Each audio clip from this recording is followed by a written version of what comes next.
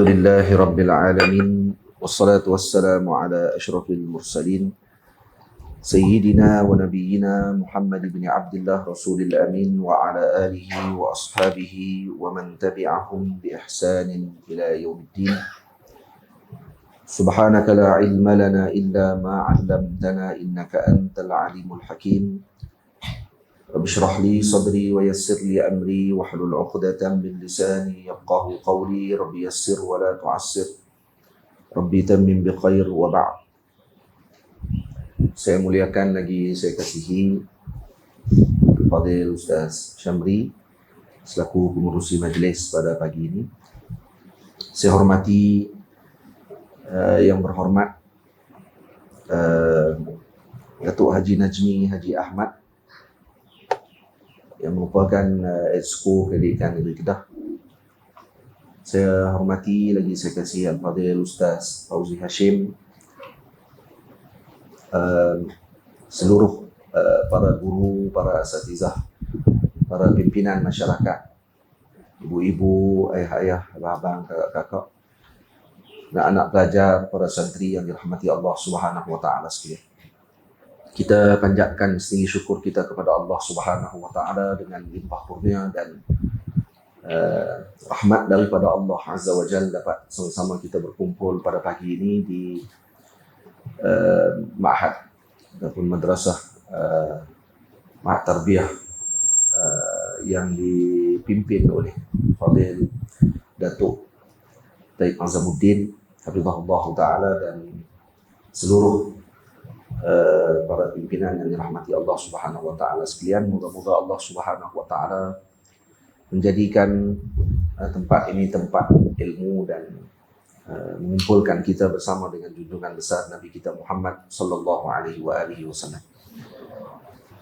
Para hadirin yang dirahmati Allah Subhanahu wa taala sekalian, ada seorang lelaki datang ke majlis Sayyidina Abi Darda radhiyallahu taala anhu.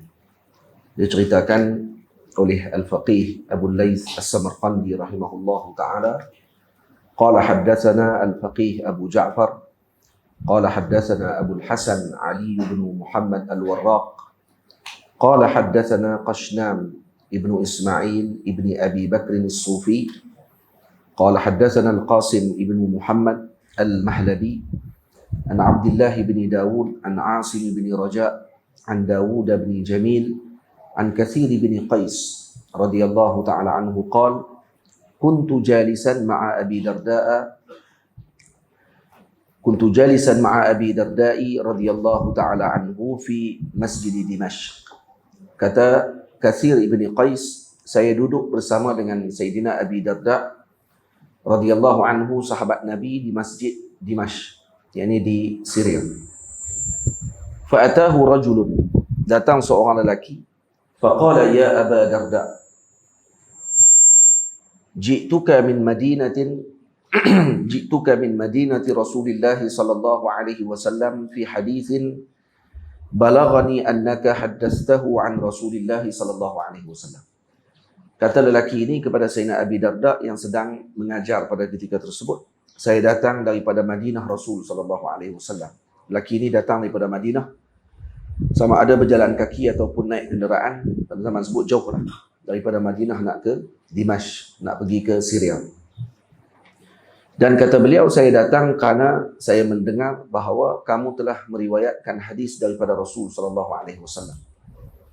Faqala lahu, maka kata Sayyidina Abi Darda kepada lelaki tersebut, ma ji'ta li tijaratin wala li hajatin wala ji'ta illa li hadha. Kata Sayyidina Abi Darda, kamu tidak datang ke Syria dengan tujuan lain, tidak datang dengan sebab niaga, tidak datang sebab ada hajat yang lain sambil-sambil jumpa dengan aku. Kamu datang hanya semata-mata kerana ilmu, kerana nak tanya hadis. Qala ma ji'tu illa lihada. Ya, saya tidak datang daripada Madinah Ar-Rasul sallallahu alaihi wasallam, daripada Madinah semata-mata ke Dimashq hanya semata-mata untuk bertemu dengan kamu dan bertanya hadis tersebut. Maka kata Sayyidina Abi Darda, qala inni sami'tu Rasulullah sallallahu alaihi wasallam yaqul, sesungguhnya saya mendengar Rasulullah sallallahu alaihi wasallam bersabda, man salaka tariqan yatlubu bihi ilma sahhalallahu lahu tariqan min turuqil jannah wa innal malaikata latada'u ajnihataha li talibil ilmi ridan bima yasna' wa innal 'alima yastaghfiru lahu kullu man fis samawati wa man fil ardi wal hitani fi jawfil ma' wa inna fadlal 'alimi 'ala al-'abidi ka fadlil qamari lailatal badri 'ala sa'iril kawakib wa innal ulama'a warasatul anbiya wa innal anbiya'a lam yuwarrithu dirhaman wala dinaran wa innama warrasul ilma faman akhadhahu faqad akhadha bihadhin wafir. Jadi saya baca hadis tadi sampai selesai seperti mana yang dibacakan oleh Sayyidina Abi Darda radhiyallahu taala anhu, dan moga-moga kita juga mendapatkan fadilat tersebut. Kalau yang datang ke sini semata-mata untuk mendengar kalam dan juga mendengar ilmu, moga-moga Allah Ta'ala mencatatkan kita seperti mana dicatatkan kepada lelaki yang datang tersebut semata-mata kerana untuk mendengarkan ilmu. Para hadirin yang dirahmati Allah, lelaki tadi yang datang kepada Sayyidina Abi Darda tidak dengan tujuan lain. Dan ni orang tadi akan dinilai berdasarkan kepada niatnya. Innamal a'malu binniyat. Innamal a'malu binniyati wa innama likulli imri'in ma nawa. Faman kanat hijratuhu ila Allah wa rasulih fa hijratuhu ila Allah wa rasulih. Faman kanat hijratuhu lidunya yusibuha aw imra'atin yankihuha fa hijratuhu ila ma hajara ilaih. Jadi hadis-hadis yang kita baca ini adalah menunjukkan kepada niat orang yang datang untuk menuntut ilmu, niat apa sahaja yang kita lakukan, kalau semata-mata dilakukan kerana Allah Azza wa Jal, itu akan diberikan oleh Allah dengan pahala yang luar biasa. Alhamdulillah Allah Ta'ala jadikan amalan kita ni dengan niat. Maksudnya ditentukan amalan kita tadi diterima oleh Allah Ta'ala, diterima dengan maksud qabul, dengan sah ataupun tidak sah amalan tersebut adalah berdasarkan kepada niat-niat yang kita niatkan. Dan mendapatkan kedudukan yang lebih tinggi adalah dengan ikhlas kepada Allah Subhanahu wa taala, dan dengan ikhlas akan dilipat gandakan lagi dapatan bagi orang yang datang menuntut ataupun mengambil sesuatu kebaikan daripada ilmu ataupun apa sahaja kerjaan yang dia lakukan. Tamam. Alhamdulillah Allah Ta'ala, Nabi SAW tidak sebut dalam hadis innamal a'malu bil ikhlas. Kalaulah Nabi sebut innamal a'malu bil ikhlas, pakai habis semua amalan kita ni, takut-takut tak diterima semuanya. Karena aziz ataupun sangat sukar untuk mendapatkan ikhlas semata-mata kerana Allah Subhanahu wa taala. Maka Nabi menyebutkan innamal a'malu binniyati. Amal tadi dengan niat. Nabi tak kata innamal a'malu bil ikhlasi. Kalau kata Nabi sebut innamal a'malu bil ikhlasi, maka habis kita. Solat tak diterima kalau tidak ikhlas. Zakat tidak diterima kalau tidak ikhlas. Amal kerja buat kita tidak diterima kalau tidak ikhlas. Tapi Nabi SAW sebut kepada kita dengan rahmatnya baginda Rasul, wa innamal a'malu binniyat, sesungguhnya amalan kita diterima dengan niat. Maksudnya kalau kita niat betul dalam solat zuhur, usalli fardha zuhri 4 rakaatin adaan ma'muman lillahi ta'ala, dan kalau cukup dia punya rukun dalam niat, ada qasad, ada ta'arrud, ada ta'yin, maka sah dah solat tersebut walau tidak ikhlas sekalipun. Maksudnya diterima pada sudut zahir. Zahirnya diterima. Karena sah amalan tadi, dan bara'ah zimmah kita ataupun terangkat kita punya tanggungjawab daripada solat pada hari tersebut. Subuh tadi, kalau betul niat solat subuh kita tadi, sahlah solat subuh kita. Baik diterima oleh Allah, itu tak tentu ni. Sah. Maksudnya tak boleh orang nak jatuh hukuman kepada orang tadi bahawa dia meninggalkan solat, karena dia telah laksanakan solat. Karena innamal a'malu binniyat. Tapi ikhlas solat subuh tadi, ikhlas lagi solat zuhur nanti, ikhlas waktu solat asar nanti, tak tentu. Dan sebab tu tidak disebut oleh Nabi dengan perkataan tersebut. Ala kulli hal, walaupun begitu, tetap juga untuk seorang tadi irtiqa, naik kedudukannya kepada hadratir Rabb, sampai kepada hadrah Allah Azza wa Jal, untuk masuk dia ke dalam hadrah al-ihsan, mesti dia dengan ikhlas. Kalau tidak ikhlas, maka dia tidak akan sampai ke hadratul ihsan dengan baik. dan dia akan tetap berlegar hanya di luar daripada ruang lingkup ihsan, dan dia tidak akan mencapai dan mendapatkan seperti mana yang didapatkan oleh para ahlullah dan para kekasih-kekasih Allah Azza wa Jalla. Hadirin yang dirahmati Allah Subhanahu wa taala sekalian, hari ini kita berada dalam majlis ilmu. Majlis ilmu ini majlis yang diberkati oleh Allah Azza wa Jalla. Dan para malaikat Allah Subhanahu wa taala berbondong-bondong datang untuk berada di dalam majlis-majlis ilmu yang mana disebutkan di dalamnya nama Nabi kita Muhammad sallallahu alaihi wasallam, dipuji Allah Azza wa Jalla, disebutkan tentang hadis, dibacakan tentang kalam-kalam hikmah dan seumpamanya. Karena itu Al-Faqih Abu Lais As-Samarqandi dalam Tanbihul Ghafilin meriwayatkan daripada hadis yang disebutkan, qala haddatsana Abul Qasim Ibnu Muhammad Ibni Ruzbah qala haddatsana Abu Musa qala Isa bin Khashnam qala haddatsana Suwaid an Malik qala haddatsana Abu Musa Isa bin Khashnam qala haddatsana Suwaid an Malik an Ishaq bin Abdullah an Abi Talhah an Abi Murrah an Abi Waqid al-Laythi anna Rasulullah sallallahu alaihi wasallam qala bainama huwa jalisun wan nasu ma'ahu idh aqbala salasatu nafarin. Sayyidina Abi Waqid al-Laythi kata, sesungguhnya Rasulullah sallallahu alaihi wasallam sedang beliau duduk dan para sahabat berada di keliling Nabi sallallahu alaihi wasallam, maka datang 3 orang lelaki dalam majlis Nabi. Fa amma ahaduhum fara'a furjatan fil halqah fajalasa ilaiha. Seorang ni datang tengok ada ruang kosong, dia mai duduk di situ. Wa amma al-akharu fajalasa khalfahu. Seorang lagi datang pula tengok ada ruang kosong tapi dia tak mai duduk di tengah, duduk di belakang. Wa amma al-akharu wa amma as-salisu fa adbara zahiba. Yang ketiga pula mai tengok orang penuh, balik dia. Maka dia balik. Falamma faragha Rasulullah sallallahu alaihi wasallam min kalamihi qala. Bila mana Rasulullah sallallahu alaihi wasallam selesai daripada majlis, Nabi pun mengucapkan, "Ala ukhbirukum 'anil nafari salasah?" Kata Nabi, nak tak aku cerita kepada kamu tentang 3 orang, 3 kelompok ini? Nabi tidak sebut dengan nafar. Nafar di sini maksudnya kalau daripada 1 sampai ke lebih daripada 3. Nafar maksudnya.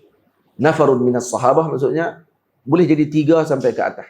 Cuma di sini Nabi SAW menyebutkan dengan makna umum. Nabi tidak tumpukan pada 3 itu sahaja. Maksudnya ini boleh berlaku pada siapa-siapa saja.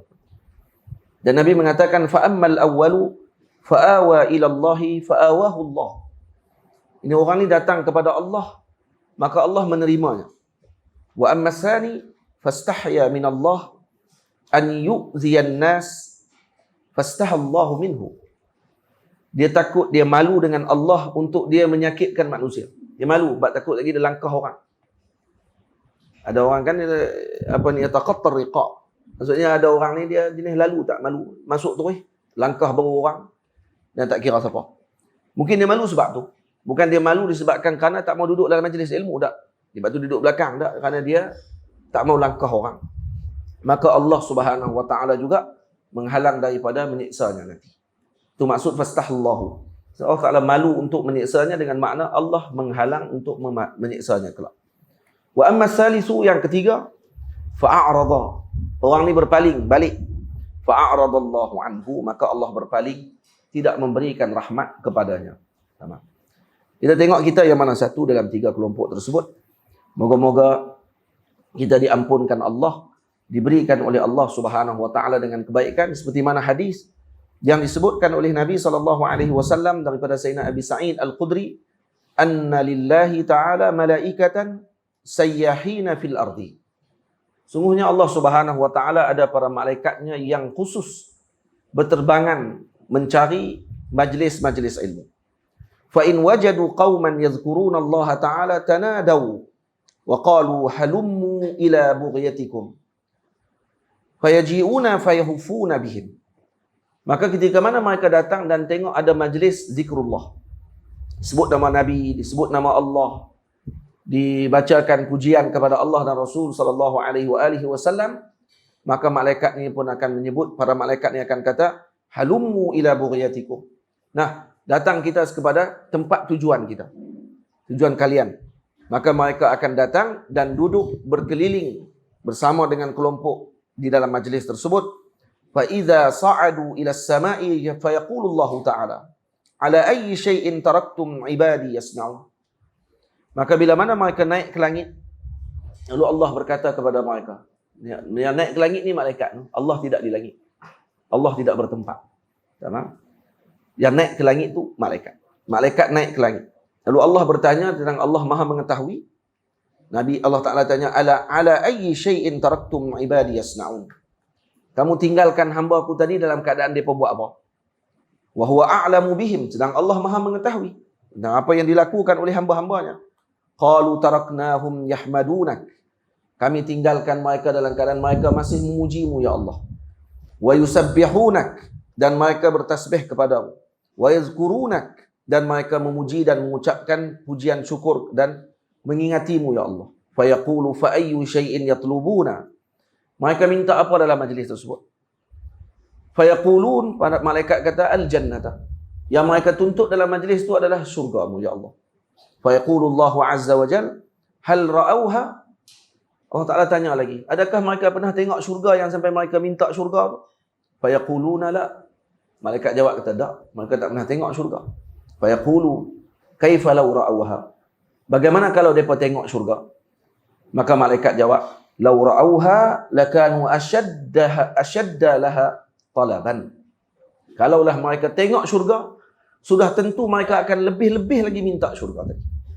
Wa ashadda 'alaiha hirsan. Dan mereka akan sungguh-sungguh untuk dapatkan syurga, tak ada kerja lain dah. Mereka akan nakkan syurga tersebut. Fa yaqulu min ayyi shay'in yata'awwazun.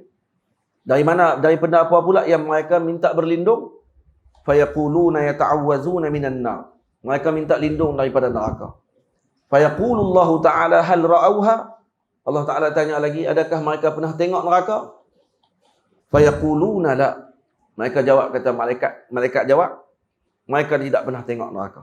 Fa yaqulu law ra'auha lakanu ashadda minhum haraban. Yani adakah kalau mereka melihat neraka tersebut, adakah mereka akan jauh daripada neraka? Jauh lari daripada neraka. Wa ashadda minha khawfa. Dan mereka akan sangat takut dengan neraka. Maka kata Allah Azza wa Jal, inni ushidukum ya malaikati anni qad ghafartu lahum. Wahai malaikat-malaikatku, aku bersaksi dengan kalian semua bahawa aku telah ampunkan mereka semua. Fayaquluna inna fihim fulanan al-qati'a. Inna fihim fulanan al-qati'u. Sesungguhnya di kalangan mereka itu ada seorang lelaki yang banyak melakukan kesilapan. Dalam riwayat sebut al-qatta'. Yang banyak melakukan kesilapan. Lam yuriduhum. Dia tidak berkeinginan pun sebenarnya nak main majlis. Dia lintah lalu saja. Ataupun dia terpaksa kena main. Atau kerana dia ada apa urusan yang dia nak kena urus, mungkin nak tengok anak dia dan seumpamanya di sekolah. Maka dia kata, main pilah. Dia tengok ada majlis, duduklah sekali. Maka wa innama ja'ahum li hajah tu. Maka dia datang kerana ada hajat saja dengan kelompok tersebut. Fa yaqulu, maka Allah Taala jawab. Ni malaikat kata, ya Allah, dalam majlis tadi bukan ada semua orang yang datang dengan tujuan majlis tu. Ada yang datang kerana hajat lain, tapi disebabkan kerana malu nak balik, duduk. Atau kerana ada urusan lain, maka dia tengok tak ada apa lagi, duduk dulu. Maka kata Allah Subhanahu wa Ta'ala, humul qaumu la yashqa bihim jalisuhum. Kaum itu, yakni yang duduk dalam majlis tersebut, siapa-siapa yang main tumpang duduk dalam majlis tadi, mereka tidak akan dicelakakan. Nah, orang-orang yang duduk dalam majlis tadi tidak akan dicelakakan oleh Allah Azza wa Jalla. Hadirin yang dirahmati Allah, hadis ni kalau baca satu-satu, kita tengok tadi apa yang dimaksudkan oleh malaikat Allah Ta'ala bila mana malaikat kata, bila Allah Ta'ala tanya, mereka pernah tengok syurga? Tak pernah tengok. Maksudnya mereka ni bukannya Nabi-Nabi. Mereka pernah tengok syurga, maksudnya dengan karamat, kalau Allah Ta'ala buka hijab nampak syurga, kerana syurga dah ada. Pun tak pernah tengok juga. Maksudnya mereka bukan para wali. Orang biasa saja. Hatta kalau orang biasa sekalipun yang duduk dalam majlis, dalam hadis ini nak maklumkan begitu. Kalau dia orang biasa duduk dalam majlis, kalau dia orang yang banyak dosa sekalipun dalam majlis, maka dia akan diampunkan dosanya oleh Allah, diangkat darjatnya oleh Allah Azza wa Jalla, disebabkan kerana berada di dalam majlis ilmu. Karena orang yang berada dalam majlis ilmu, yang pertama tadi kita sebut, mereka diampunkan oleh Allah Azza wa Jalla. Yang kedua, dimohon ampun oleh para malaikat Allah. Hatta haffathumul malaikah, sehingga malaikat akan menghamparkan sayap-sayap mereka. Apa makna menghamparkan sayap? Kata Al-Imam Bakri Syata rahimahullah dalam Kifayatu Al-Atqiya, syarah kepada Hidayatul Azkiya, dengan makna malaikat mengqadha hajat mereka, menunaikan hajat-hajat mereka. Yang kedua, dengan makna malaikat akan menghamparkan sayap dengan makna hakikah. Cuma kita tak nampak. Atau dengan makna yang lain, malaikat akan tunduk hormat kepada penuntut ilmu yang datang. Sepanjang jalan datang nak tuntut ilmu tu, malaikat akan tunduk hormat dalam sepanjang jalan. Kalau orang Arab Mesir panggil, dia kata ni angkat angkat topi dia panggil. Topi ni dipanggil, orang panggil apa dalam bahasa Arab? Topi dia panggil qubba'ah, dia kata. Rafa'alahu qubba'ah, dia angkat topi dia. Macam Mak Saleh tu lah, yang geng pakai topi, kalau kata orang lalu aja dia akan buat tunduk kaki sikit, lepas tu dia angkat topi macam tu. Tu tanda apa tu? Tanda hormat mereka kepada orang yang lalu di depan mereka. Misal sajalah. Maksudnya malaikat lalu, kita lalu, penuntut ilmu lalu, maka malaikat akan tunduk hormat kepada orang yang lalu nak tuntut ilmu. Cuma kita tak nampak. Kalaulah semua orang nampak apa yang dilakukan oleh para malaikat Allah Subhanahu wa taala kepada penuntut-penuntut ilmu dan juga kepada alim, orang yang mengajarkan ilmu, maka tak ada orang buat kerja lain pada hari tersebut melainkan menuntut ilmu. Sebab itulah Allah Taala tutup anugerah-anugerah tersebut dilihat oleh semua orang, tapi dimaklum oleh orang yang paling dipercayai, iaitu Nabi kita Muhammad sallallahu alaihi wasallam. Tu pun masih ramai lagi yang tinggal dan juga masih ramai lagi yang mengambil perkara yang lain daripada menuntut ilmu. Ya, kita masing-masing dengan tugasan.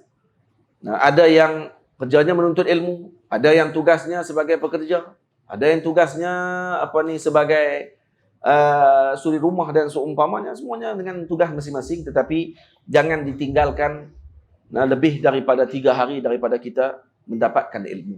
Karena seperti mana badan kita memerlukan kepada makanan, maka ruh kita juga memerlukan kepada makanannya, iaitu ilmu. Adik, tu tepi dia. Tepi kamu tu. Panggil dia tak? Bangun. Duduk elok-elok lagi. Daripada tadi lagi. Duduk macam tu. Cuba bagi tegak badan bagi elok-elok. Ada satu kerusi di Mesir. Ada satu kerusi. Saya pergi naik dekat dengan belakang Masjid Az-Zahar. Sajalah pergi jalan. Dia ada orang panggil sabil. Mak sabil tu, tempat ayak. Ni dengar ni. Dengar sini, tengok sini.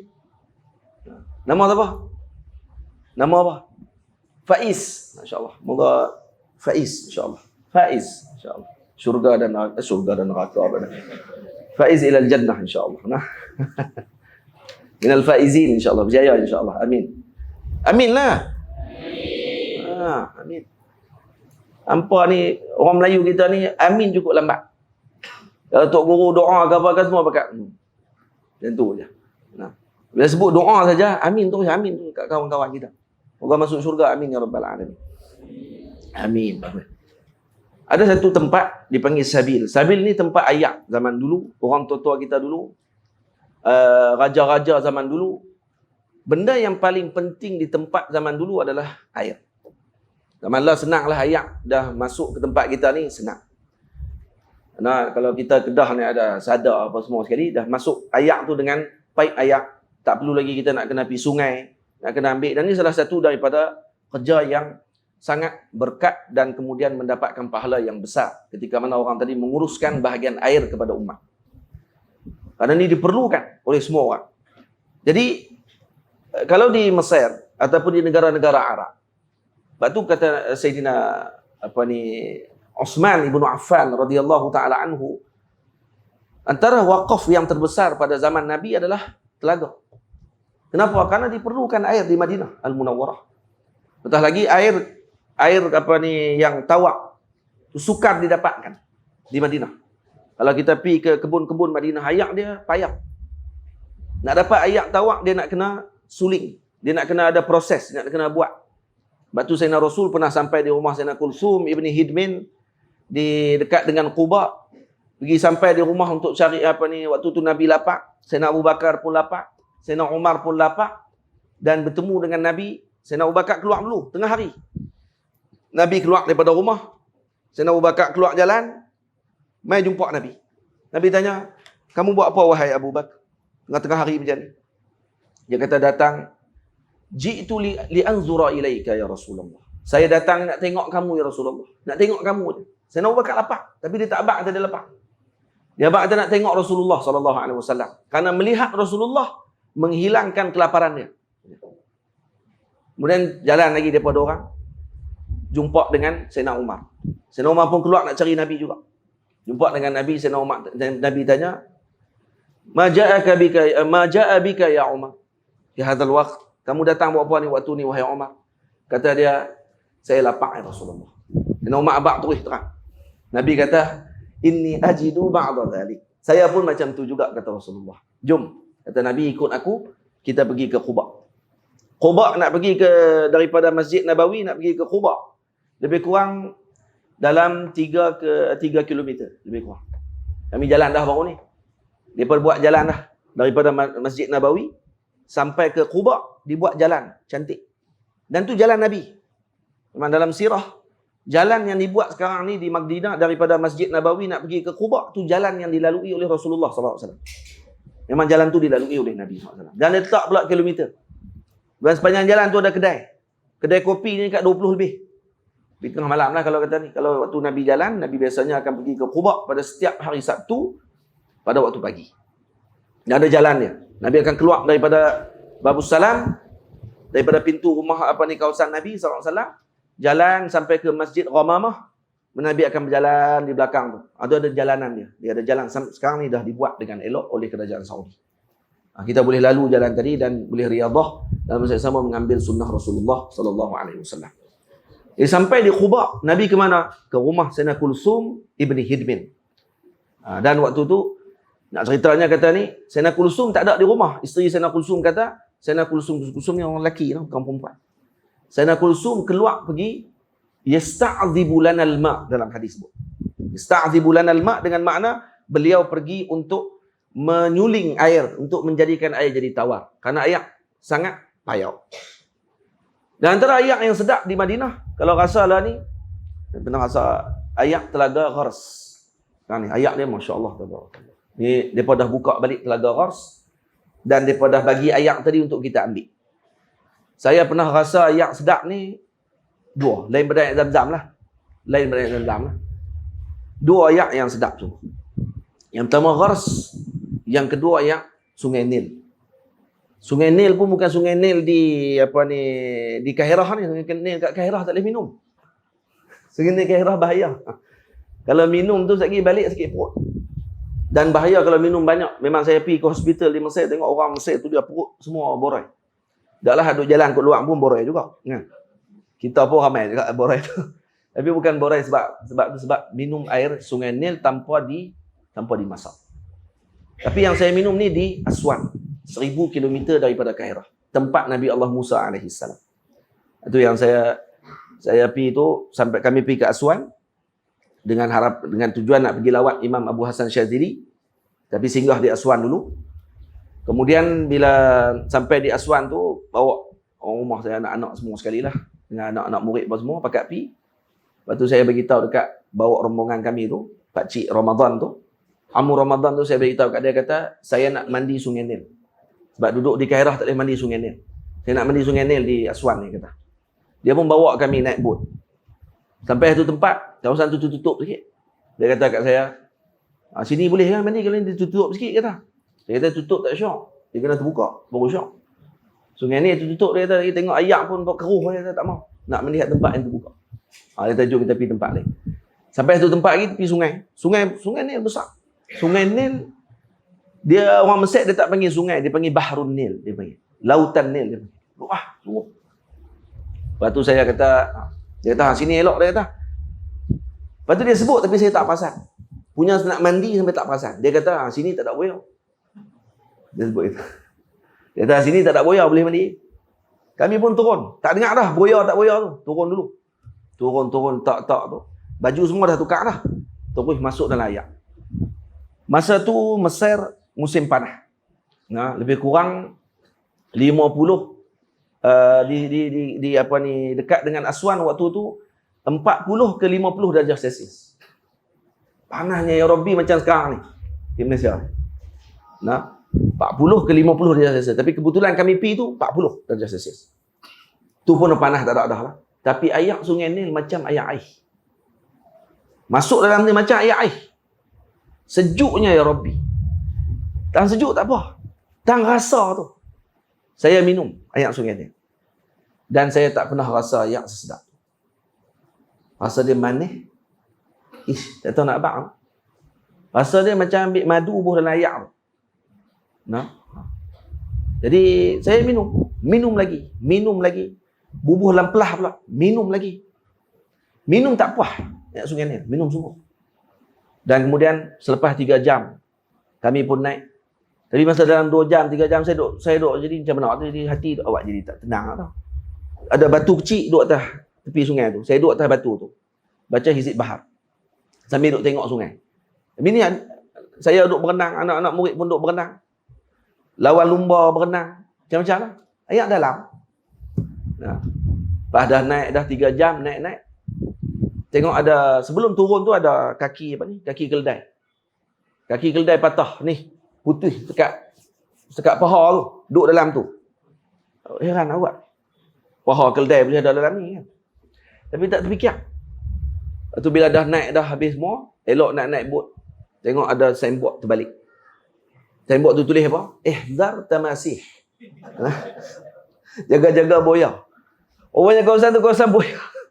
Kawasan memang buaya tu memang. Sungai ni mana dia ada penghadang apa untuk halang buaya. Dan balik malam tu pakat buka internet tengok. Tiap-tiap hari orang tangkap buaya di sungai ni. Untuk buat apa ni beg lah apa semua kali tu di sungai ni. Rupanya kawasan kami mandi tu memang kawasan buaya. Cuma alhamdulillah lah. Mungkin barakah Al-Imam Abu Hassan Syazili. Jadi dia nak tokak pun dia kata saya lagi kena tulah pula dia kata dia biar dulu lah. Nah.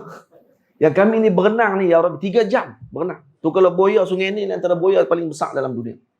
Nah, bukan kecil anak lah buaya sungai ni. Tapi alhamdulillah tak ada apa lah.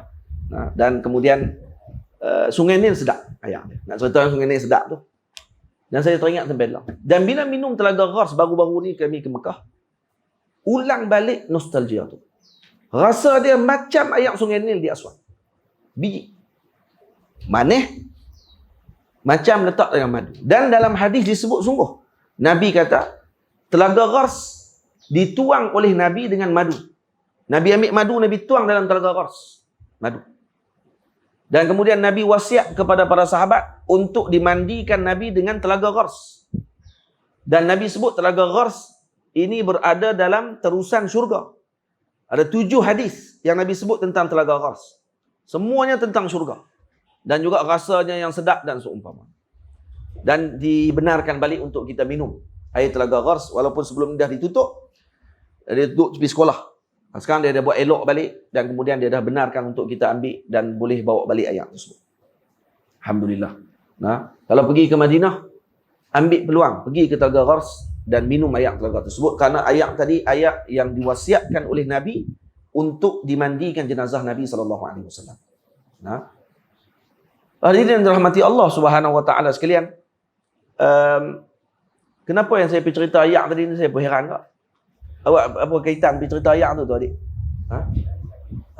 Mau saya Sayyidina Uthman radhiyallahu taala anhu waktu ketika mana beliau membeli telaga Bi'r Ruha, no? Beliau membeli telaga Bi'r Ruha. Telaga Bi'r Ruha kan Sayyidina Uthman beli. Hak kita pergi tu. Telaga apa? Betul tak? Angguk bak yakin boleh cari bini. Jadi telaga tu dibeli oleh Sayyidina Osman yang miliknya Yahudi. Para sahabat sebelum ni, sebab telaga tu sedap. Telaga tu pun antara kata apa ni, mu'arikhin kata telaga tu sedap. Tapi kita tak boleh minum baru ni kerana buat renovation. InsyaAllah mereka kata dalam beberapa tahun lagi akan dibuka balik untuk orang ambil manfaat di tempat tu. Jadi bila mana Sayyidina Osman tengok kepada golongan muslimin waktu itu, keperluan mereka pada waktu itu adalah dengan air, maka beliau beli setengah daripada telaga tu. Dan akhirnya adalah peristiwa yang berlaku disebabkan Yahudi tadi, ingatkah orang Muslim akan datang beli pada waktu hari Yahudi punya. Sebab Yahudi tu kata boleh kamu beli setengah dan kemudian saya beli setengah. Dan itu Sayyidina Osman pula businessman. Orang yang besar pada bisnes dia. Dan kemudian katanya mungkin Sayyidina Osman juga nak berniaga. Jadi kita bahagi dua. Hari aku ambil, hari kamu ambil. Tak, rupanya Sayyidina Osman wakaf. Maka golongan muslimin pakat mai semua sebab Yahudi ni jual mahal. Jual ayak mahal. Jadi akhirnya golongan muslimin datang pada hari milik Sayyidina Osman dan diambil ayak sungguh-sungguh pada hari itu. Hari Yahudi siapa pun tak mai. Lagi dia tension Pak Lumah Yahudi ni. Dia pun kata kalau itu aku jual semua lah sana. Dijual pada Sayyidina Osman dan Sayyidina Osman wakafkan seluruhnya kepada golongan muslimin. Dan Nabi mengaku, Nabi kata apa? Ni punya Nabi kasih dengan wakaf Sayyidina Osman ni, Nabi kata apa? Ini telaga aku, kata Nabi SAW. Bila Nabi sebut ni telaga aku, maksudnya pahalanya Sayyidina Osman radhiyallahu anhu dalam wakafnya tersebut adalah seperti pahalanya Nabi SAW. Ada orang boleh lawan dengan pahala Nabi? Tak, sebab tu Nabi sebut pahala apa ni? Telaga aku, kata Nabi. Karena ini seolah menyebutkan bahawa kedudukan Sayyidina Osman yang sangat tinggi di sisi Allah dengan apa yang telah beliau berikan. Saya nak ceritanya pasal saya adik tidur dari Faiz ni. Tiba-tiba dia lari sampai ke Sabil, sampai ke Mesir, sampai ke masuk Sungai Nil, mandi 3 jam. Kerana Faiz. No? Faiz? Patah balik semula ke Sabil tadi. Kalau pergi di Mesir, dia ada Sabil. Sabil ni tempat untuk bagi ayak kat orang. Biasanya raja-raja akan buat, permaisuri akan buat ayak. Dia akan bagi. Dan biasa Sabil kalau kita tengok, di bawah Sabil, di atas akan ada kutak. Tempat mengaji. Tang mana pun macam tu. Saya pergi kat Mesir, bila tengok tempat Sabil, atas ada kutak. Kutak ni tempat mengaji budak-budak. Hafal Quran, hafal matan, menulis, membaca. Sabil dekat dengan Sayyidah Zainab pun sama juga. Bawah Sabil, atas kutak. Sabil ni, ajaib. Mereka akan korek lubang daripada Sungai Nil sampai ayak ke Sabil. Jauh. Dan kemudian ayak daripada Sabil tu mereka akan tapih, bawa naik pula. Jadi sejuk macam dengan ayak air. Pada waktu tu ayak bukannya ada sistem air lagi, tapi mereka boleh buat sistem pada zaman Turki Uthmaniyah sampai ayak tu sejuk macam dengan air. Dan orang boleh mengambil ayak kat situ. Saya naik atas. Bila naik ke atas Sabil dekat belakang Azhar, ada dekat Sabil tadi ada satu kerusi dengan meja, yang kerusi tu gabung dengan meja. Dan dia tulis buku. Buku tu ada dalam cermin. Nak ambil gambar, nak ambil gambar satu-satu tak boleh. Minta dah. Dia tak bagi. Dia kata ni yang untuk museum punya. Tak boleh duk ambil macam tu. Kata sayang, buku tu tak ada dicetak dah.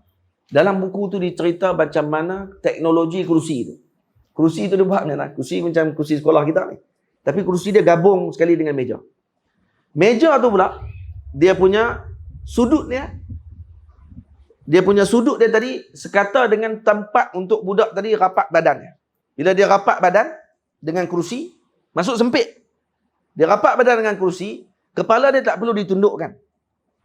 Cukup sekadar dia duduk tetap badan dia macam ni, maka dia akan boleh baca kitab tadi dengan elok. Dan ni mengelakkan dia daripada mengantuk. Saya dan baca dia punya tulisan tu. Dia kata, kenapa kerusi ni dibuat macam ni? Kerana untuk elakkan pelajar mengantuk. Faham? Kenapa kita mengantuk dalam kelas? Kerana cara duduk kita tak kenal. Dan kerana mungkin sebab-sebab lain lah. Sebab memang kita nak tidur. Boleh jadi. Ada kat tu kan, cara duduk pilih kerusi daripada syurga pun. Kalau dia nak tidur, dia tidur. Ini maksudnya, dia apa sampai fikir teknologi, macam mana nak buat kerusi. Kerusi tu ada sampai lah. 100 tahun, 200 tahun dah kerusi tu. Tapi masih elok lagi sampai sekarang. Masih ada. Dan saya duduk atas kerusi tu memang tetap belakang badan kita ni. Tulang belakang kita akan jadi tetap. Dan kemudian mata kita tak perlu ditundukkan. Kerusi sekolah kita, kalau kita duduk di sekolah, dah lah meja sama. Kerusi macam tu, duduk macam ni, meleleh elok. Nah, Memang meleleh ayat liak. Memang tujuan dia untuk melelehkan ayat liak. Kursi duduk macam tu. Meja. Jadi saya baru ni pergi ke Mesir, tak dan nak pergi tengok pula. InsyaAllah akan pergi kali lagi, saya nak pergi ukok sendiri kursi tu. Nak pergi ukok ni. Panjang dia berapa, dia punya tegak dia tu berapa darjah, kemudian jarak dia dengan meja tu berapa, dan meja tu berapa, apa semua tu saya nak. Kalau saya nak minta tu kitab. Ambil gambar. Boleh balik, buat balik model kursi tu untuk kanak-kanak kutak. Budak-budak lah. Orang tua-tua tak duduk lah atas kursi tu. Ni untuk kutak budak-budak kecil. Kerana mereka yang paling mudah untuk tidur. Dalam kelas. Baik, patah balik kepada majlis kita. Disebabkan Faiz sampai ke kutak. Nah, di Mesir. Boleh Faiz? Boleh Faiz lah? Hang akan diingat ni. Sampai hari kiamat. Ka'anna hadzal majlis majlisu Faiz. Nah. Seakan-akan majlis ni majlis Faiz yang punya. Seperti Sayyidina Talhah waktu perang dengan Nabi SAW dalam perang Badar, perang Uhud.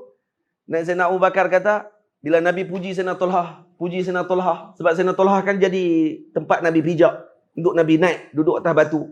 Waktu ketika mana perang Uhud, sebab yang dibunuh Sayyidina Mus'ab. Waktu Sayyidina Mus'ab dibunuh, wajah Sayyidina Mus'ab macam Sayyidina Rasul sallallahu alaihi wasallam. Wajah Sayyidina Mus'ab bin Umair, Sayyidina Mus'ab bin Umair wajahnya seakan-akan Nabi SAW. Bila beliau wafat, syahid dalam perang Uhud, ada sebahagian orang ingat Nabi dah wafat. Maka mereka jerit kata, Muhammad dah wafat, Muhammad dah mati. Maka Iblis pun ambil peluang pada waktu tersebut untuk menyebarkan fitnah. Lalu disebut dengan kuat kata Nabi SAW dah wafat. Jadi Nabi nak naik atas batu waktu tu nak maklumkan. Kata Nabi masih hidup. Nabi nak naik tak larat. Kata Maulana Syekh Yusri Hafizahullah, guru kami, baju perang Nabi waktu tu berat sungguh. Nah, berat baju perang Nabi SAW. Sampai dikatakan lebih daripada 50 kilogram. Ni Nabi pakai baju perang tu 2 lapis pula. Kata Syekh Yusri lebih kurang angkat 100 kilogram. Nak angkat baju tu, nak naik. Dah baju Nabi tak buang. Dia nak naik atas batu tu berat. Maka siapa yang jadi tulang tempat untuk Nabi pijak belakang dia untuk Nabi naik atas batu? Sayyidina Talhah. Nah, waktu tu Sayyidina Talhah tangannya sudah lumpuh. Belakang badannya dipanah dengan hampir lebih kurang dengan tetakan sekali lebih kurang 80 tetakan di belakang badan beliau. Kerana nak mempertahankan Nabi SAW. Jadi Nabi pijak belakang dia dan Nabi naik di atas batu. Dan selepas tu Nabi kata apa? Wajabat Talhah. Wajabat Talhah. Wajib bagi Talhah. Apa dia? Wajib apa ni? Nabi tak sebut wajib apa? Wajib bagi Talhah diampunkan. Wajib bagi Talhah dengan surga. Wajib bagi Talhah dengan pahala yang agung. Wajib dengan Talhah. Gini. Sampai Sayyidina Abu Bakar kata, Ka'anna hadzal yawm yawmu Talhah. Nah, seakan hari itu hari Talhah punya. Sedikit Talhah. Sampai kami ni macam tak ada. Macam ni, Ka'anna hadzal yawm yawm Faiz. Nah. Ini Faiz mu. Faiz. Sampai ke Sabil Kutak. InsyaAllah sampai Mesir nanti. InsyaAllah Faiz.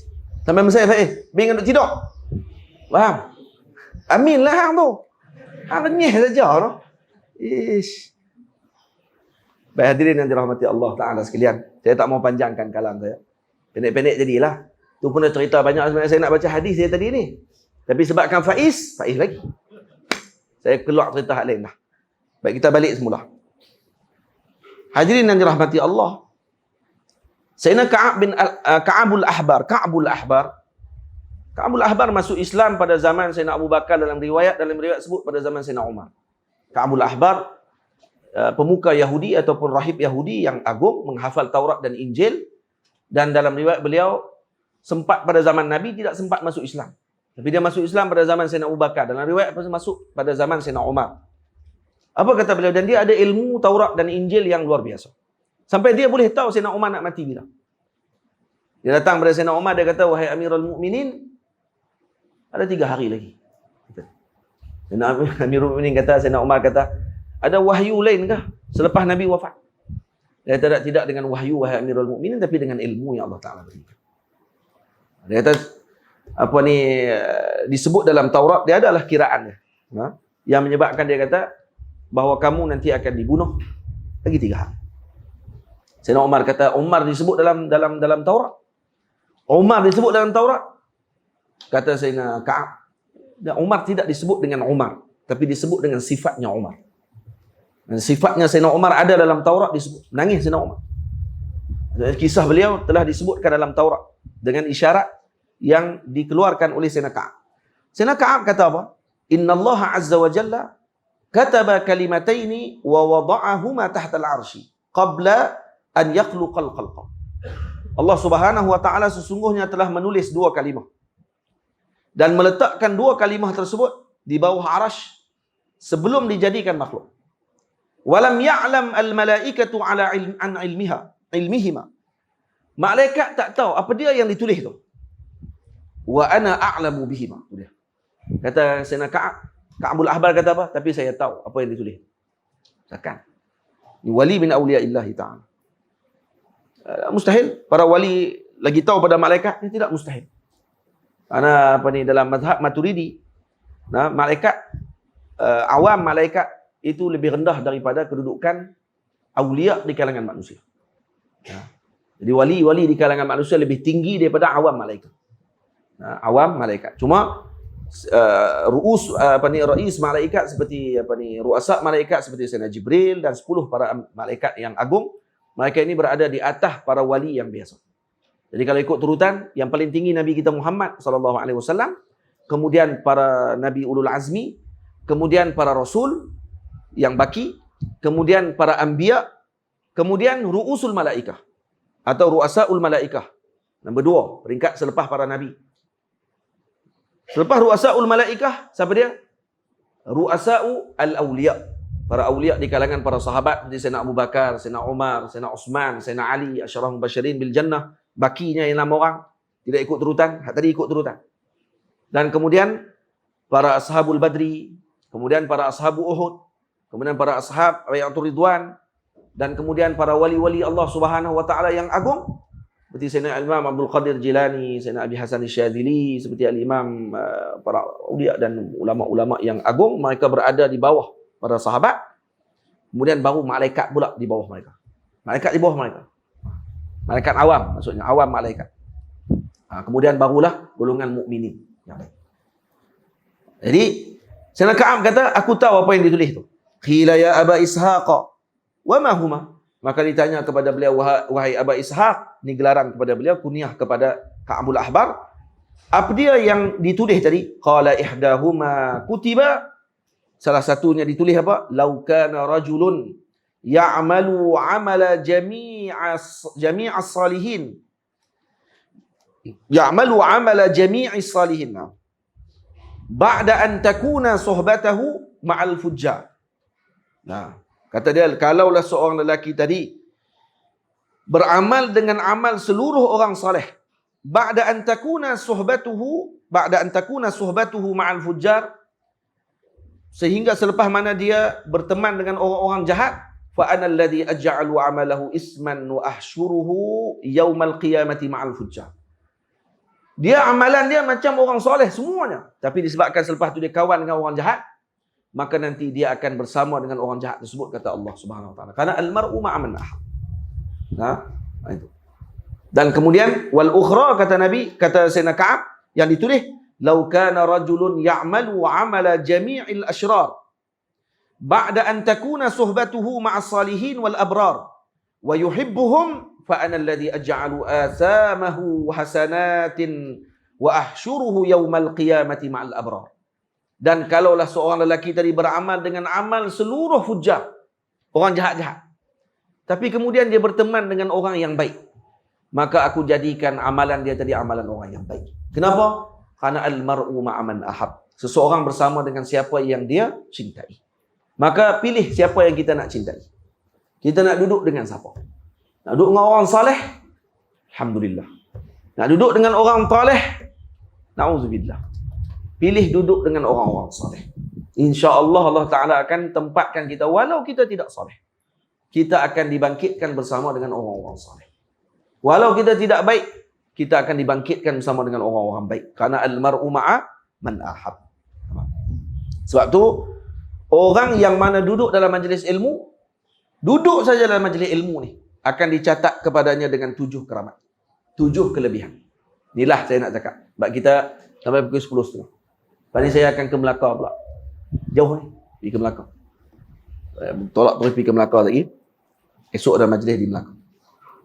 Ada 7 keramat yang Allah Ta'ala, keramat ni maksudnya kelebihan yang Allah Ta'ala letakkan kepada orang yang datang dalam majlis ilmu. Walaupun dia tidak menghafal ilmu yang disampaikan. Faiz, walaupun tak hafal. Karena apa? Karena tidur.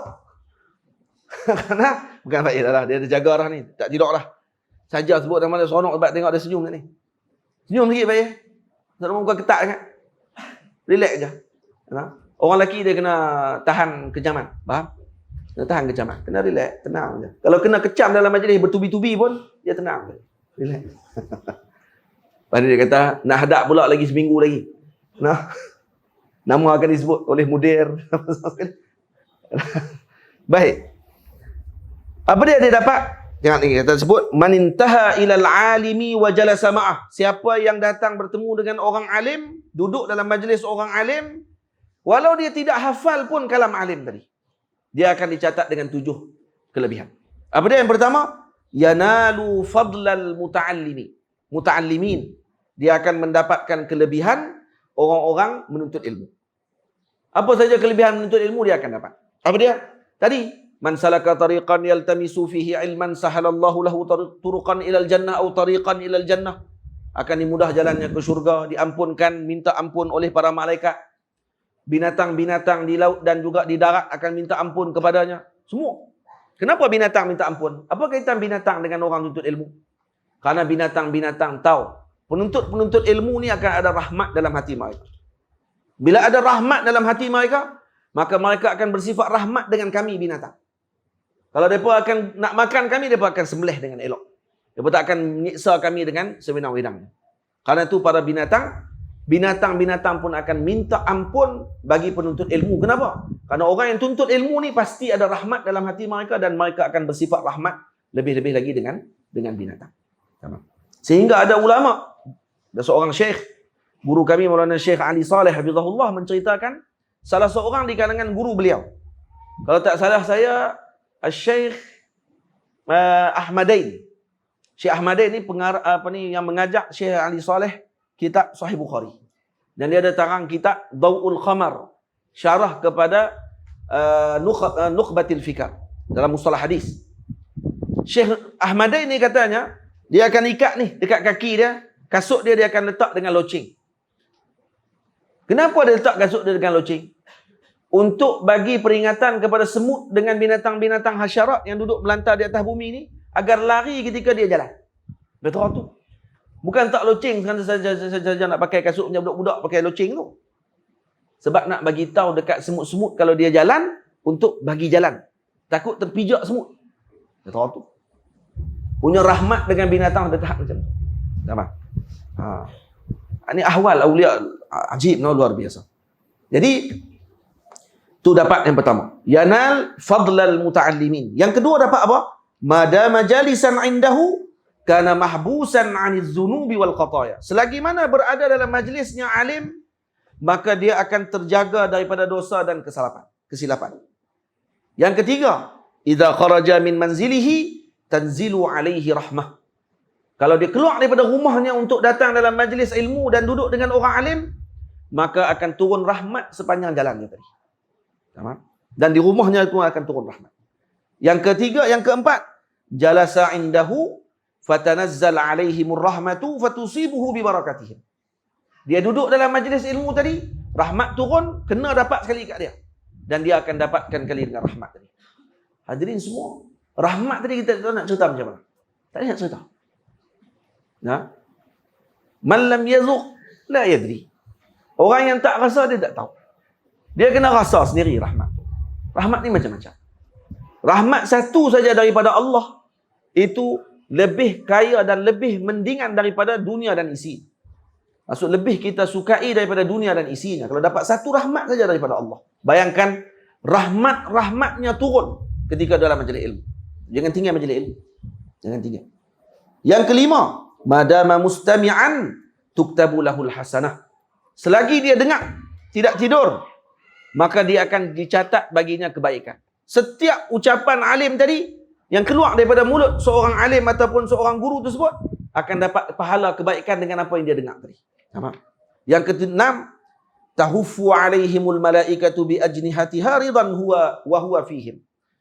Dan malaikat akan menghamparkan sayap mereka kepada penuntut-penuntut ilmu tadi sebagai redha dengan penuntut-penuntut ilmu tersebut, dan dia bersama dengan mereka semua. Nampak? Dan diceritakan ada seorang lelaki di kalangan para ulama duduk dalam satu majlis, dia datang ke majlis, dia tengok ada seorang alim sedang mengajar. Dan alim tadi waktu dia mengajar, dia kata dia nak duduk dalam majlis ni kan, nak duduk dalam majlis satu lagi. Satu majlis zikir yang dipimpin oleh Al-Imam Aslam. Dia kata majlis ni kalau saya duduk, saya akan dapat rahmat Allah Ta'ala yang luar biasa, menumpang rahmatnya orang-orang yang duduk dalam majlis tersebut. Majlis yakhussu, majlis mau'izah, cerita ceramah maksudnya. Tapi yang bagi ceramah tu namanya Aslam. Sayyidina Imam Aslam ni orang yang luar biasa, dia punya keilmuan dan juga kesolehan. Dia ada penceramah-penceramah yang soleh. Jadi duduk dalam majlis tu. Dia tak nak duduk dalam majlis ni, tapi satu majlis lagi orang tak ramai. Tapi majlis ni majlis al-fiqh, majlis fiqh. Baik, apa yang kita faham dalam majlis fiqh ni? Ramai di kalangan kita kalau faham majlis fiqh, dia ingat majlis baca kitab fiqh sahaja. Nah, fiqh pada zaman para imam dulu ni ambil faedah. Ambil faedah ni adik-adik, anak-anak pelajar. Majlis fiqh pada zaman dulu bukan hanya majlis baca kitab fiqh. Karena Imam Malik radhiyallahu taala anhu tidak melaksanakan majlis di Masjid Nabawi dengan majlis khusus dengan makna ini majlis hari ini kita baca fiqh mazhab Maliki. Hari ini esok kita akan baca fiqh usul fiqh. Lusa kita akan buat kelas nahwu. Tulak kita akan baca tafsir.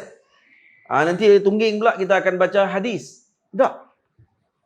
Tapi kalau kata bincang, memang betul kata, kan bukankah disebut dalam hadis, kata Sayyidina Imam Malik, kalau orang tanya kat dia nak tanya hadis kan nak tanya fiqh?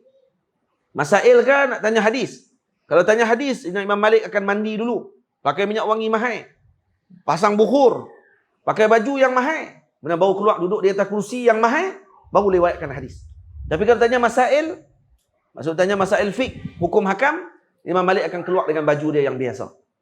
Jadi maksudnya ada beza lah. Fiqh dengan masail dengan hadis. Tak, masuk kita ni dalam majlis. Majlis fiqh pada zaman Imam Malik, pada zaman Imam Syafi'i, pada zaman Imam Abu Hanifah, pada zaman imam-imam terdahulu, bagi mereka kalau baca hadis, kesemuanya keluar pada ketika tersebut. Dalam majlis itulah ada tafsir. Dalam majlis itulah dibahaskan nahwu. Dalam majlis itulah dibahaskan usul fikih. Dalam majlis itulah juga dibahaskan masail-masail. Dalam majlis itu juga lah disebutkan dengan raqa'iq dan seumpamanya. Majlis itu. Maksudnya majlis fiqh mereka adalah majlisul faham. Al-fiqhu bima'na al-fahm. Faqiha bima'na fahima. Dengan makna faham, majlis faham. Untuk faham kalamullah dengan hadis Nabi SAW. Itu maksud majlis fiqh pada zaman tersebut. Jadi alim ni dia fikir, dia nak duduk majlis ni kan, nak duduk majlis fiqh ni. Majlis orang tak ramai. Akhirnya duduk fikir-fikir, akhirnya dua-dua tak masuk. Bukan dia masuk. Dua-dua sekali tak masuk. Masuk ni pun dah, duduk fikir je. Nak masuk mana satu ni. Nak masuk mana satu, duduk sampai habis majlis. Tak masuk dua-dua. Malam tu, mimpi. Datang satu malaikat kata kepada beliau, wahai fulan, kenapa kamu tidak masuk ke dalam majlis yang salah satu tadi? Kalau kamu nak tahu, kata beliau, kata malaikat tadi, kalau kamu datang ke majlis fiqh yang sikit orang tu, kamu akan dapati Sayyidina Jibril berada dalam majlis tersebut, duduk bersila mendengar majlis tersebut bersama dengan fuqaha tersebut. InsyaAllah. Jadi kalau kita nak mengaji, maksudnya pilih mengaji kat mana pun, maksudnya jangan duduk majlis bagus. Cuma ambil yang paling utama bagi kita, keperluan bagi kita pada ketika tersebut sebagai penuntut. Duduk mana majlis sekalipun tak ada masalah. Yang keenam, yang ketujuh apa dia? Kullu qadamin yarfa'uhu wa yadha'uhu yakunu kaffaratan lidzunubi wa rif'an liddarajati lahu wa ziyadatan fil hasanati. Setiap tapak kakinya yang dia langkah, maka dan diletakkan, diampunkan dosanya. Setiap kali diangkat, diampun dosa. Diletak, ampun dosa. Kami naik kereta. Macam mana? Itu dalam kereta nak kena angkat kaki, turun kaki macam tu. Tak. Setiap pusingan roda yang kita datang tadi ni, diampunkan dosa oleh Allah. Setiap kali datang tadi ni. Siapa yang datang tadi kerana nak tuntut ilmu semata-mata, diampunkan dosanya. Diangkat darjatnya dan ditambahkan dengan kebaikan. kemudian dia akan dimuliakan lagi. Summa yukrimuhu Allah Ta'ala bisitti karamatin ukhra. Ditambah lagi 6 keramat yang lain. Apa dia? Yang pertama, yukrimuhu bihubbi syuhudi majlisil ulama. Dia akan dimuliakan dengan menjadi bihubbi syuhudi majlisil ulama. Dia akan diletakkan kecintaan menghadiri, melihat majlisnya para ulama. Yang kedua, kullu man yaqtadi bihi falahu mislu ujurihim min ghairi an yanqusa min ujurihim syai'un. Siapa saja yang ikut dia akan dapat pahala kepada dia seperti mana orang yang ikut tadi. Ibu ayah bawa anak-anak. Anak kecil lagi bawa. Tapi setiap majlis ilmu bawa. Sampai budak tu besar bawa lagi. Sampai nanti bila anak tadi dah dewasa sungguh, dia ada keluarga dah. Anak tadi pula bawa pula anak-anak dia pula mai ke majlis ilmu. Kenapa? Karena dulu ayah saya pernah bawa saya mai majlis ilmu. Jadi saya rindu dengan majlis tersebut. Walaupun mungkin dia ada lari sikit selepas tu, tapi dia akan patah balik semula nanti berkat majlis ilmu. Dia akan patah balik. Mak yang dah mati, ayah yang dah wafat dalam kubur, pahala anak dia yang datang kemudian selepas tu dengan cucu dia akan terus dapat kepada mak tadi. Sebabkan dulu mak pernah bawa anak tu dulu pernah main mengaji. Dan bila anak tadi dapat pahala, bila dia main mengaji, pahala tu akan dapat kat mak dia. Bila anak ni pula tunjuk kat anak dia buat pula macam dia, pahala anak dia pula dapat dekat dia. Bila pahala dapat kat dia, pahala dia tadi pula dapat kat mak dia pula. Itu dia. Faham ni? Jadi jangan tak bawa anak-anak. Kita suka tak bawa anak. Kata anak saya buah saya. Saya lari tak kepala ustaz lagi kan. No. Agak-agak lah. Tak payah bagi lari tak kepala Tok Guru. Bila lari kat belakang tak apa, jangan lari pok tu ya. Pok duk lari. Tu pelik lah. Kalau anak duk lari tu biasa. Biasalah kalau anak lari. Maulana Syekh Ali Jumaah hafizahullah dalam majlis pengajian di Masjid Sultan Hasan. Waktu tu ada budak-budak duk main kat belakang. Syekh tengah mengajar ni. Mengajar kitab fiqh dengan tafsir. Tengah-tengah nak mengajar, budak-budak duk lari belakang. Orang tua marah lah. Pakai duk tepuk. Uskut. Duduk diam. Syekh kata apa? Sibuk. Biarkan mereka. Biarkan kanak-kanak tadi bermain di belakang tadi. Cuma kawai jangan bising sangat. Tapi saya kata biar. Kenapa? Jangan marah mereka. Karena nanti biar dalam fikiran anak tadi dan nostalgia budak tadi ketika dia besar, dia kata ayah saya dulu, mak saya dulu pernah hadir dalam majlis, ada seorang syekh kat depan tengah duduk mengajar, mak saya duduk dalam majlis tersebut. InsyaAllah dia akan ulang balik perkara tersebut. Faham? Jangan letak dalam otak dia, saya pernah main majlis, di dalam majlis tu banyaknya singa. Semua marah kat aku. Lah kali dia tabik kepada pergi tempat tu, dia tabik aku pergi tempat yang siapa pun tak marah. Pergi mana? Dulu ada cyber cafe. Dah ni tak ada lah. Pergi tempat game. Pergi pasar raya. Tak ada siapa marah orang di pasar raya kalau dia bising. Betul? Ada orang marah kalau bersembang bising kat pasar raya. Dia bapak gak main, jangan duk bising, diam sikit ni pasar raya. Oi, tiba. Tak ada siapa marah. Jadi dia akan pergi ke tempat yang orang tak marah dia. Jadi jangan marah. Tegur elok-elok. Tak budak. Ni dah misal macam tu. Allah dia pergi marah budak tu. Sampai budak tu lah kali tak main dah masjid lepas tu. Tak, jangan macam tu.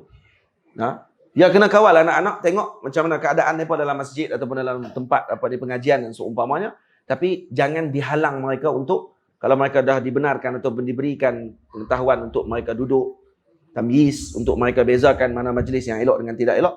Maka kalau mereka sakat lari-lari belakang, tidak bising dan seumpamanya, jangan dilarang perkara tersebut, biarkan. Karena budak, dia akan letak pahat dalam kepala otak dia, benda yang dia tengok tu, dia akan ikut balik selepas ni, insyaAllah.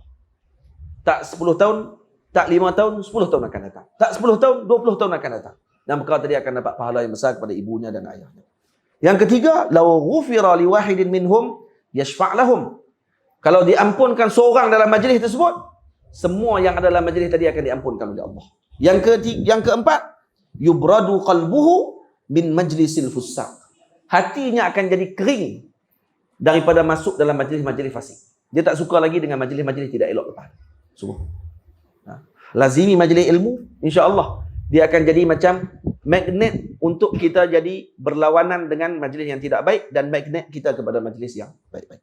Yang kelima, yudqalu fi tariqil muta'allimin was salihin. Dia akan masuk ke dalam jalannya orang penuntut ilmu dan orang soleh.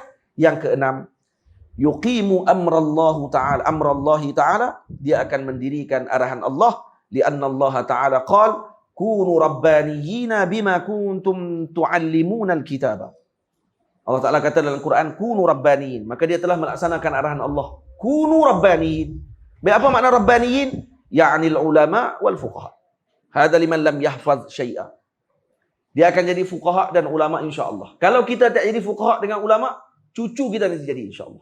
Tak cucu, tak anak, cucu kita. Tak cucu, cicit kita. Tak cicit, satu keturunan kita nanti akan ada seorang yang cinta juga dengan ilmu dan juga alim. Kalau dia jadi kaya, dia akan fikir tentang bagaimana untuk nak sebarkan dan juga nak majukan ilmu.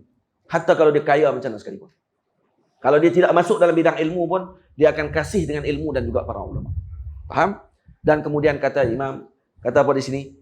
Dia kata, hadza liman lam yahfaz syai'an. Ni kalau orang tu masuk dalam majlis ilmu, dia tak ingat apa pun. Dia main majlis saja. Ni kalau tanya balik lepas ni, ulang balik tadi, oh tak ingat. Tanpa ada cerita aku pun tak tahu. Nah, bila suruh balik lagi, bini tanya, tadi pergi kelas tadi, Tok Guru cerita apa?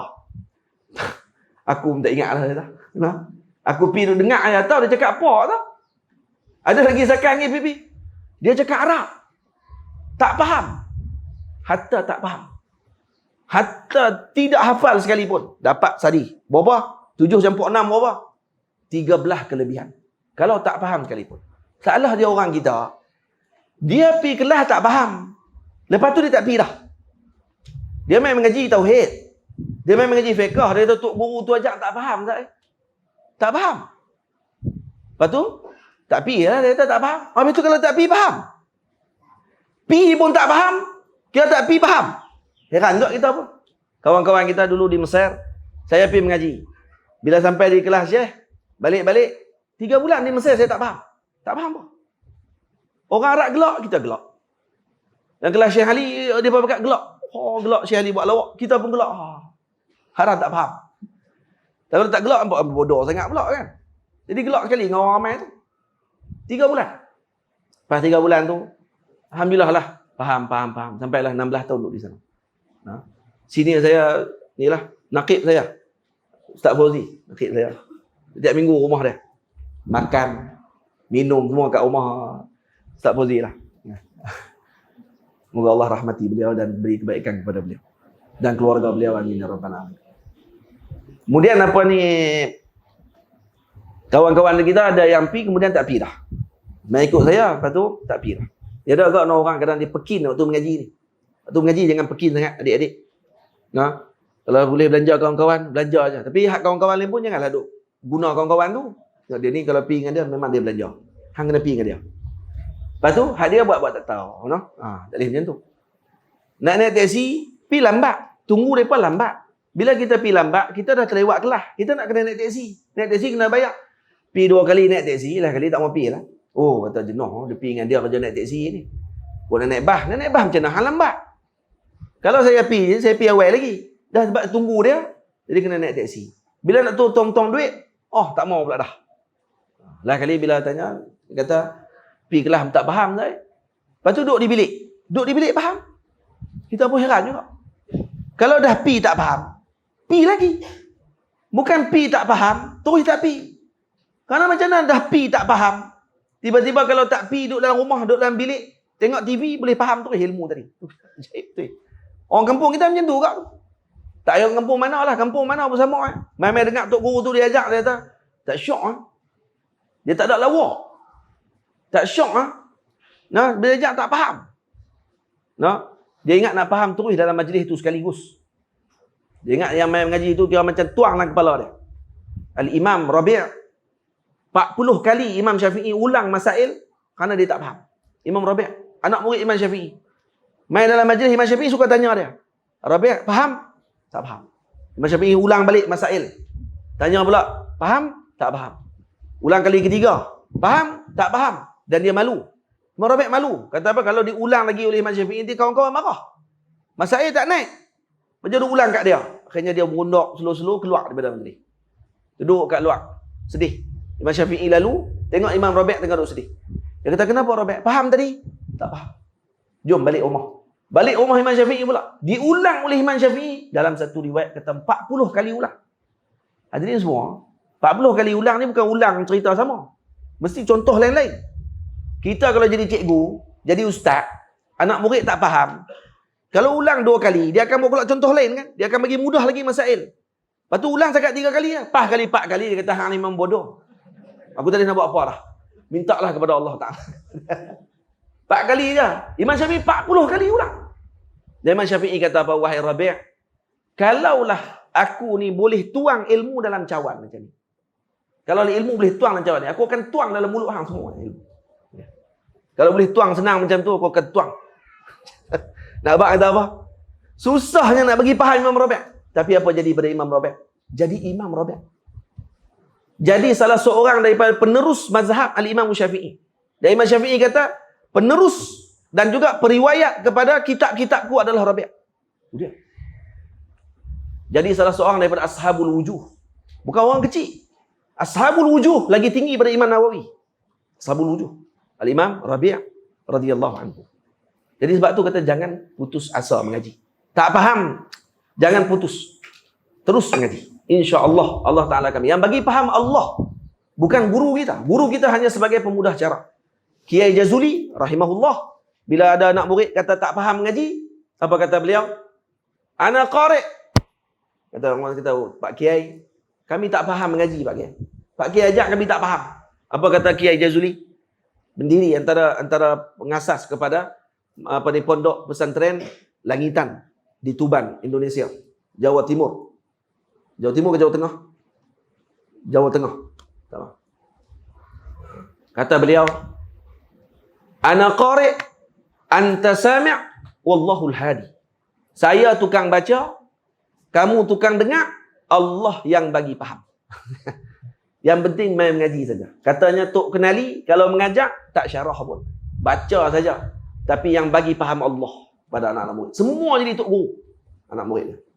Nah, kita nak kena berulah panjang-panjang, anak murid semua jadi merapu. Ini syarah bukan main lagi ni. Anak murid jadi apa juga. Tak. Lepas tu guru pun kena tawajuh dia dengan Allah kuat. Murid juga perlu tawajuh kepada Allah dengan kuat dan kepada gurunya dengan kuat. InsyaAllah Allah akan bagi faham yang baik kepada murid tersebut dan diberikan dengan adab yang luar biasa insyaAllah. Dan saya doakan moga-moga Allah Ta'ala mengurniakan para pelajar di madrasah ini dengan ilmu, dengan adab, dengan amal dan juga dengan kebaikan seluruhnya. Amin ya Rabbal Alamin. Dan juga kepada para gurunya dengan kebaikan dunia dan akhirat. Kepada yang mendirikan, kepada yang menyokong dan mendokong tempat pengajian ini juga diberikan dengan kebaikan dunia dan akhirat. Juga kepada ibu ayah diberikan dengan kebaikan dunia dan akhirat berkat Nabi kita Muhammad sallallahu alaihi wasallam. Juga kepada pimpinan kita Datuk Najmi, semoga diberikan oleh Allah dengan kebaikan di sisi Allah Taala, diberikan kesihatan yang baik dan juga diberikan dengan semangat yang kuat untuk terus mempertahankan dan memberikan kebaikan kepada pendidikan agama di negeri kita insya-Allah taala.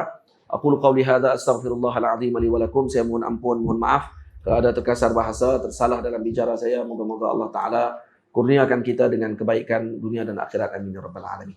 Assalamualaikum warahmatullahi wabarakatuh. Faiz lagi mai jumpa tak Faiz? Salam kan.